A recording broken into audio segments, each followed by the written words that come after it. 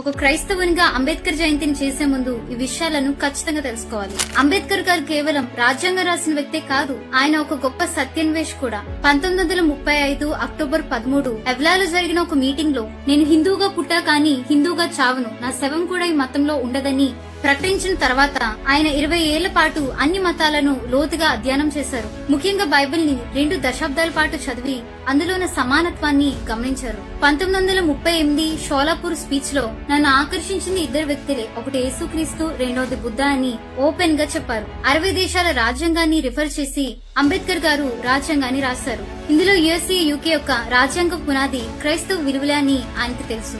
బైబిల్లో ఉన్న సోదర భావాన్ని ఫ్రాటర్నిటీగా మన పీఠికలో పెట్టారు. ఆయన చెప్పిన లిబర్టీ, ఈక్వాలిటీ, ఫ్రాటర్నిటీ రాజకీయం నుంచి కాదు గాని మత గురువుల నుంచి, అంటే యేసుక్రీస్తు బుద్ధ నుంచి తీసుకున్నానని చెప్పారు. బైబిల్లో ఉన్న కుష్ఠరోగిని అందరూ వెలివేస్తే ఏసే వెళ్లి అతను తాకి స్వస్థపరిచారు. ఆ స్పర్శలో ఉన్న ఈక్వాలిటీని అంబేద్కర్ గారు ఆర్టికల్ 17 చట్టం రూపంలో తెచ్చారు. అలాగే దేవుని దృష్టిలో అందరూ ఒకటే అన్న వాక్యాన్ని బేస్ చేసుకుని కులం, మతం బట్టి ఎవరిని తక్కువ చూడకూడదని ఆర్టికల్ 15 ని చట్టబద్ధం చేశారు. ఆయన రైటింగ్స్ అండ్ స్పీచెస్ వాల్యూమ్ 5 లో క్రైస్తవ మిషనరీలు అంటరానితనంపై చేసిన పోరాటాన్ని, బైబిల్లో ఉన్న విలువల్ని రాశారు. మరి అంత ఇష్టం ఉంటే క్రైస్తవ్యాన్ని కాకుండా బుద్ధిజాన్ని ఎందుకు తీసుకున్నారు? దానికి పొలిటికల్ గా బలమైన కారణమే ఉంది.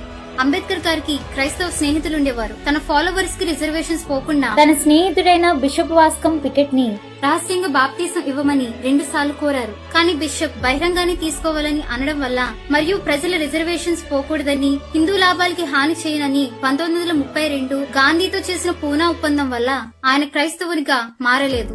ట్విస్ట్ ఏంటంటే ఆయన స్థాపించిన నవ్యాన బుద్ధిజంలో కూడా బైబిల్ రూల్స్ ని పెట్టారు. ఆయన రాసిన బుక్ కి మొదట the Buddha and his gospel అని పేరు పెట్టారు. గాస్పల్, సువార్త అనేది క్రైస్తవుని పదం. కొంతకాలం తర్వాత దాన్ని బుద్ధ అండ్ హిస్ ధమ్మాగా మార్చారు.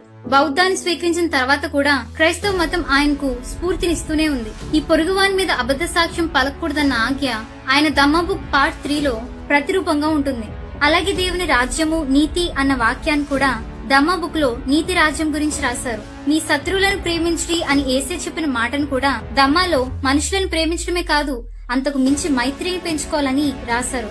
ఇలా ఎన్నో బైబిల్లో ఉన్నవి ఆయన ప్రేరణ పొంది రాశారు. చివరికి బుద్ధిజంలో ఉన్న తృప్తి చెందక ఆయన మిత్రుడితో తన కోసం ప్రార్థించమని, భవిష్యత్తులో బాప్తీసం ఇవ్వమని అడుగుతానని కూడా చెప్పారు.